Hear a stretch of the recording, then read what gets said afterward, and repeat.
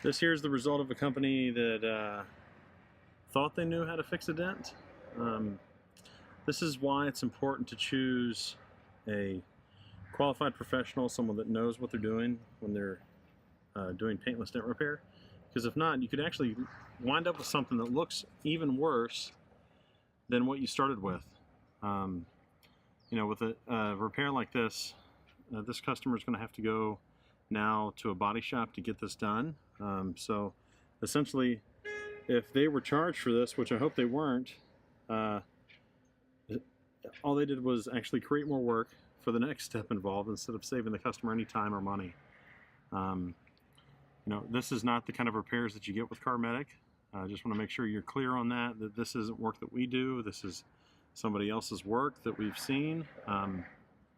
But this is why you need to make sure that you pick someone to fix your dent that knows what they're doing.